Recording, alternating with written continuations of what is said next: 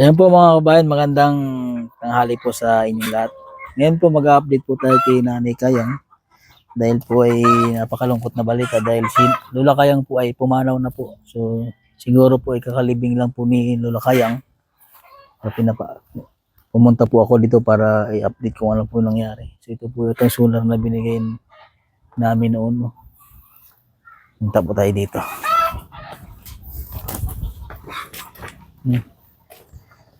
Tao po. Hi, Nay. Kilala niyo po ba ako? Hindi ko natanda. Kami po yung pumupunta dito kay Nanay Kayang. Wala na, matanda. Hmm. Wala na, bukas ang araw niya. Bukas po. Hindi naman namin alam ang number niyo eh. Pwede po akong palagay dito. Hindi namin alam. Opo. Nalaman lang po namin na wala na po si Lola Kayang. Gawa po nung may nag-comment sa amin na wala na nga po ang Lola Kayang. May bukas ang ano niya. So, Kailan lang po kailan lang po namatay si Nanay Kayang po? yun po yung Marcos po yun. Ng gabay. Merkulis. Ay ano, linggo inilibing. Ano po ang nangyari sa kanya? Wala, humiga na lang siya eh. Wala naman siyang sakit eh. Wala. Pwede po dito tayo sa bahay po niya. Ito po kasi yung kubo na binigay po namin noon. Na sirpul. Yeah. Saan po nakahiga ang Lola Kayang po? Doon sa kanyang ano doon. Dito po. Ito po ang kubo na binigay po namin noon na kasama sila sirpul noon. Ito po yung binigay. Bakit nga ba yun hindi na naparito? Gawa po nasa Davao. Doon po nag-mission na yon. Ako po ang naiwan po dito sa Batangas. Nga po na nalaman nga po nung may nag-comment po kay Rim Vlogs na gano'n nga po yung nangyari kay Lola Kayang. Noon malakas sila. Lagi kayo tinatanong sa akin. Sabi ko, hindi ko alam. Lagi po Saan kami sila kinakamusta. Kinakamusta nga kayo lagi niya. Sabi ko, hindi ko alam kung saan sila inaraon. Sabi nila mga tao, mga kumbakaita nasa Mindanao. Opo, sa Davao. Marami daw nung tinutulungan. Opo, madami po. Nakikita namin sa ano nga eh. Opo. Kaya sabi ko sa kanya noong malakas pa. Opo. Sabi ko hindi yung paparitot. Madami iniintindi. Yun. Marami pong tinutulungan. Ano po nagkasakit po si Lola Kayang? Hindi naman nagkakasakit eh. Basta siya humiga na. Ilang taon na ba si Lola Kayang po? Ano ba, ilang naman taon na yun. Nasa ano niya eh. Sa kanyang, may kasama. Mga nasa 90 plus na po kaya ang Lola Kayang? Meron na nga. Meron na.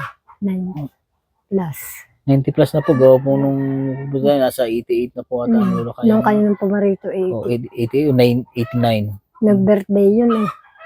Nag-90. Nag-birthday siya noong nung nakaraan ng Pasko. Pinalipas lang mo ng Pasko bago ka nabukasan. Nag-birthday siya. Sino po nag-aalaga ng itong kubo na ito binigay? Hindi kami. Kayo po? Yung aking anak lang titira dyan. Yung anak niya po? Buti naman po at mayroon din. Kako namin, iba na, babarnisan. Opo. Para gumanda. Opo. Para at least napangalagaan pa rin itong kubo. Ang ganda naman po Matagal din ito tinirahan ni Nanay Kayang.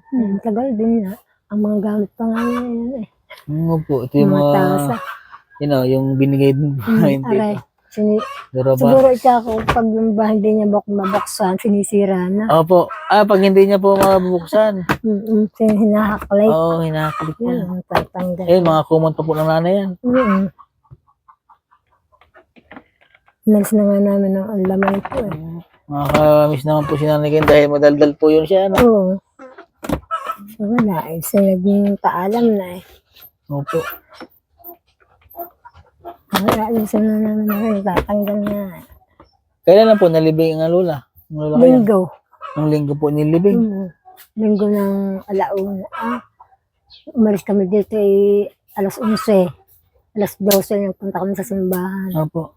Bago linggo ng hapon.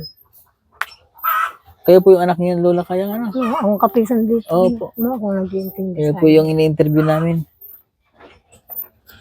Kayo nag-aalaga kay Nanay Kayang. Ay, minsan yan, tapa nga. Ganun po na gano'n. Eh, sigaw po siya, ano? Nasigaw. Ay, mga apo niya, ilagay ng yung noon yun, nung hindi namin alam, may tawag ng tawag. Opo. Tawag yun ng tawag. Isang maghapon ng tatawag. Bago tawag ng tawag, ate, tinatawagan ba yung mga kapatid niya na namatay na? Opo. Sabi ko, ba't niyo ba tinatawagan? Eh, wala na naman yun. Kaya bago tinatanong ko, bakit ba niyo tinatawagan? Hindi, tinatawag ko lang. Sabi niya pong gano'n. Bago, Ay, nung pangyayari ng gabi na yun. nung gabi Opo. hindi namin alam. Tinatawag niya yung mga kapatid niya ng mga nawala. Kaya ako naman natatakot at takbuhan ng mga aso. Opo. Pabalik-balik ang mga aso. Dito po noon. Buhay pa si Lola noon. Buhay pa. Gaway, kami lang ang tao din eh. Kami lang mag-iina. Kami lang ang dalawang babae. Ang aking anak na lalaki din na natulog sa ibaba. Baka po ay kaya tumatakbo ang mga aso nun eh. Baka ikaw ko nga ay napapaalam na Kung saan po ay meron pong nararamdaman na. meron pong sumusundo sa kanya. May ganun po eh. Yun nga, Gaganon po. nag-aalulong na.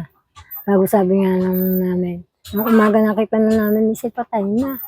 Dine.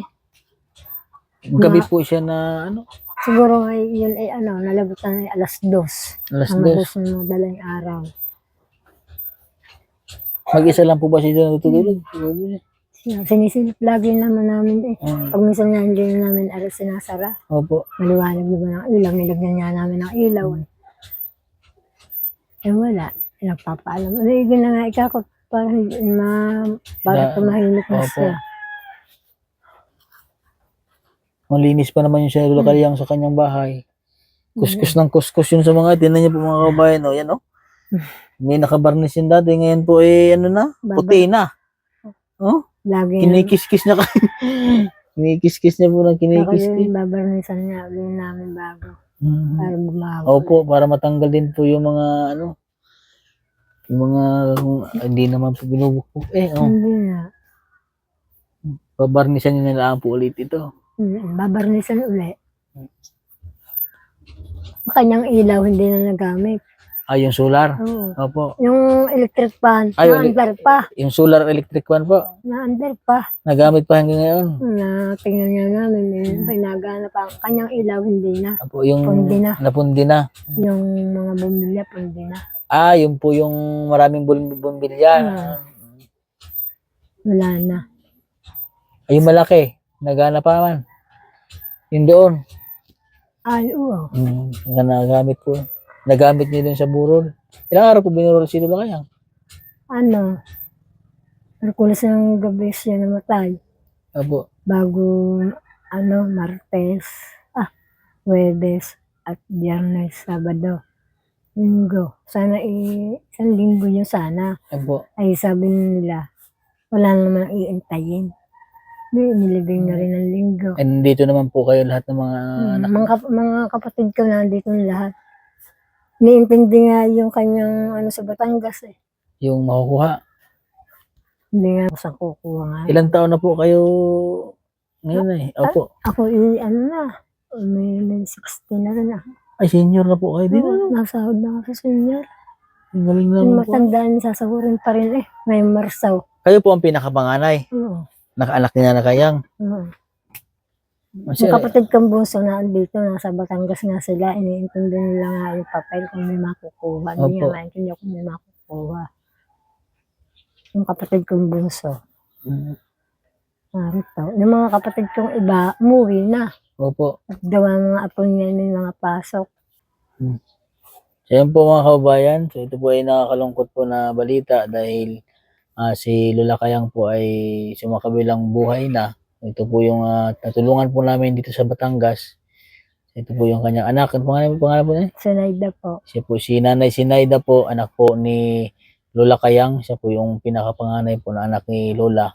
So siya po yung nag-aalaga kay Lola Kayang dito. So dito po daw sa loob po ng kwarto na ito na nalagutan po ng buhay si Lola Kayang. Madaling araw po, alas 2. Yung alas dos. So, nalaman lang din po namin sa isang, siguro anak po yung apo, yung nag-comment ka rin vlogs na, Ay, yung pong yung asawa po na rin. opo, nawala ng araw po si Lola Kayang. Buti naman po ay nabasa. Tapos para kung ano Sabi ko naman, tinatanong nga sa amin kung kunin namin ang number. Sabi ko, Opo. hindi. Hindi namin nakakuha namin. po. Hindi, yun. Na daw niya sa cellphone. Opo. Sinasabi sa akin kanina. Tsaka ang nanay huling ang may sabi sa akin, napaparito daw kayo. Pumunta po ako dito nung hapon wala pong tao. Ay, baka ko may pinuntahan. Sige po, Nay, ha. Salamat po at pasensya na at naabala po kayo na. Yun nga, buong PB team po ay bumabati po sa na condolence po sa pamilya niyo po na wala na po si Nanay Kayang. So yan po mga kabayan, ayan, dito na lang po ang vlog ko. God bless po at magandang hapon po sa inyong lahat. Sa lahat po ng mga sponsor po na tumulong po kay Lola Kayang, maraming salamat po sa inyo. So ngayon po talaga, at si Lola Kayang naman po ay wala daw yung sakit, biglang yun nga, natulog lang po Ayan. So yan po mga kabayan, God bless po at magandang hapon po sa inyong lahat.